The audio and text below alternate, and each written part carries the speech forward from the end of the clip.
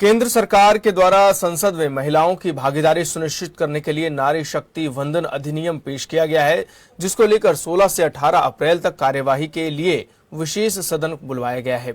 इस अधिनियम के तहत महिलाओं को संसद और राज्य विधानसभाओं में 33% आरक्षण दिया जाएगा।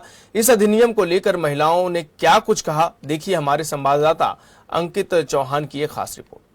महिलाओं की भागीदारी की बात की जा रही है, 33% आरक्षण की बात हो रही है। ऐसे में महिलाओं के दिल में क्या है और वो क्या चाहती है, उसी पर बात करने के लिए आज हम मुरादाबाद के प्रबुद्ध जन जो है, जो महिलाएं हैं, उनसे बातचीत करेंगे कि क्या आखिरकार वो इस निर्णय को, सरकार के इस जो निर्णय लिया जा रहा है उसको किस तरह से देखती है। मैम, सबसे पहले जानना चाहेंगे किस तरह से देखती है 33% आरक्षण की बात हो रही है, क्या मानती है? अगर 33% आरक्षण हो जाता है तो मेरे विचार से सबसे ज्यादा तो महिलाओं की सुरक्षा बल मिलेगा। जो आजकल गाँवों में जो जिस प्रकार से महिलाओं को शोषण किया जा रहा है और उन पे जितनी मारपीट की शिकायत है, उनको कानून के बल पर उनको न्याय मिलेगा।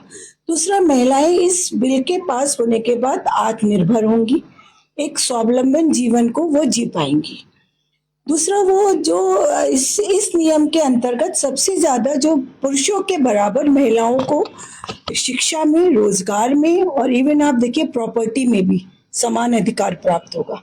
इस प्रकार से आप देख रहे हैं इस सरकार के आने से पुत्रियों को भी अपने माता पिता के अंतिम विधि करने का सुअवसर मिला है।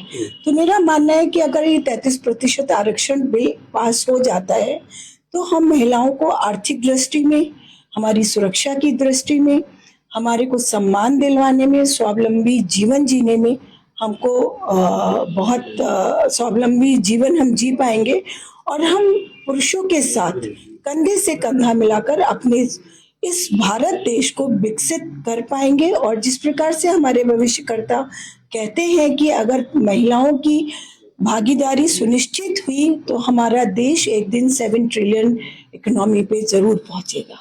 तो मेरा मानना है कि अगर इस प्रकार से हुआ, बिना महिलाओं की भागीदारी के देश को विकसित कर पाना असंभव है। मैम, क्या मानती हैं क्योंकि आरक्षण की बात हो रही थी, क्या ये इसमें देरी हुई आरक्षण बिल आने में या फिर ये बहुत पहले आ जाना चाहिए? ये पहले आ जाना चाहिए था। जब माननीय प्रधानमंत्री मोदी जी ने 2023 में महिलाओं को सशक्त करने का जो सपना देखा था, वो किसी कारणवश रुक गया था। लेकिन आज भी हम उनके इस सपने का और उनके इस निर्णय का आज भी हम भूरी भूरी प्रशंसा करते हैं और स्वागत करते हैं। एक उत्सव की तरह इसका हम मनाना चाहते हैं। हम 16 तारीख को एक महिला सम्मेलन मना रहे हैं पंचायत भवन में, तो इसी के लिए उत्सव के रूप में हम मना रहे हैं और हम माननीय प्रधानमंत्री जी का इसके लिए तहे दिल से धन्यवाद करते हैं। 33% की जो भागीदारी है उसको किस तरह से देखती है? बहुत पॉजिटिव है, इसमें तो नेगेटिव वाला कोई बात ही नहीं है। एक ऐसी चीज है जिसके लिए हम सब इंतजार कर रहे थे।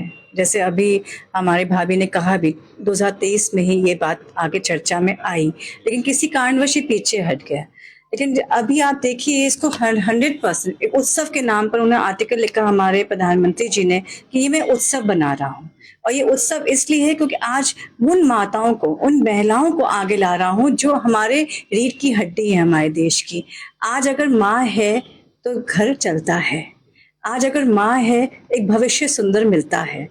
आज उन्हीं को, आज मातृशक्ति को, जिनके बारे में उन्होंने फर्स्ट डे से, जब से प्रधानमंत्री बने हैं, उन्होंने मातृशक्ति की सुरक्षा के बारे में, उनको आगे बढ़ाने के लिए उन्होंने हर एक पहलू पर कार्य करा।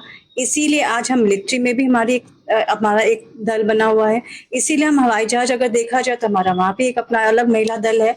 हर जगह हम इसीलिए हैं क्योंकि हमारे प्रधानमंत्री जी ने फर्स्ट डे से महिलाओं को आगे लाने के लिए बहुत कुछ करा। आज उसी का, वो कहते हैं ना, नींव रखी गई। आज वो नींव जो है उसका कहते हैं ना, अब आ गया मैनिफेस्टेशन का टाइम। आज हम उस चीज को देखने जा रहे हैं और उसका उत्सव हम 16 तारीख को मनाने जा रहे हैं। और मैं ये बात जरूर कहूंगी, पार्टियों ने भी इसमें, जो विपक्ष की पार्टियों ने, सभी पार्टियों ने उत्साह दिखाया है।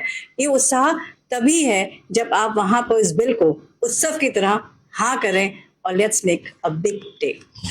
देखिए, कहीं ना कहीं सवाल भी ये है कि जहां विपक्ष के लोग सवाल कर रहे थे कि इसमें आरक्षण की भागीदारी को और ज्यादा सुनिश्चित किया जाए, उसी पर बात करेंगे। क्या मानती हैं? विपक्ष कह रहा है कि अभी और ज्यादा इसमें भागीदारी होनी चाहिए। संख्या नहीं, बढ़नी चाहिए। ऐसा है कि जब पहले से जितनी भागीदारी थी अब उसको बढ़ाकर पहले उसको एग्जीक्यूट कर लिया जाए। विपक्ष तो मांग कर रहा है, वो अलग बात है, मांग करना सबका अधिकार है, लेकिन व्यवहारिक धरातल पर जब हम कोई भी बात करते हैं और फिर उसको आचरण में लाते हैं और कानूनी रूप से उसको मान्यता मिलती है, फिर हम उसके व्यवहार में लाने के बाद देखते हैं कि उसका क्या प्रभाव पड़ेगा। इस बिल को लाने के बाद बहुत सारी महिलाएं ऐसी होती हैं जिनमें कि नेतृत्व की क्षमता होती है और उनकी उस नेतृत्व की क्षमता से इस समाज का उत्थान होगा, इस राष्ट्र का उत्थान होगा और निश्चित रूप से जिस भारत की हम संकल्पना कर रहे हैं, विकसित भारत की जो हम संकल्पना कर रहे हैं, वो पूरी होगी। हम सभी जानते हैं कि माताओं में, महिलाओं में एक अतिरिक्त शक्ति होती है।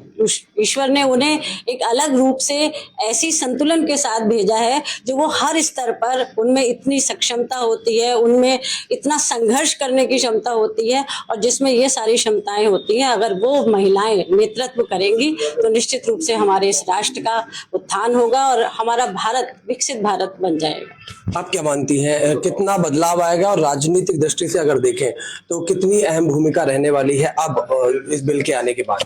बिल में आएगी, जरूर आएगी। 33% अभी मिला है। हो सकता है जब महिलाएं इतना काम करेंगी और जब सशक्त हमारा भारत बनेगा, मोदी जी जब सारे हमारे काम देखेंगे सब महिलाओं के, हो सकता है इस बिल को और भी आगे बढ़ाया जाए और भी मिल सकता है और कहीं ना कहीं परिवर्तन जरूर आएगा। सबका साथ सबका विकास लेकर करके महिलाएं हमेशा से चली आ रही हैं और चलती रहेंगी। इस देश को भी वो आगे बढ़ाएंगी, ये मेरा सोचना है, और बढ़ेगा हमारा देश।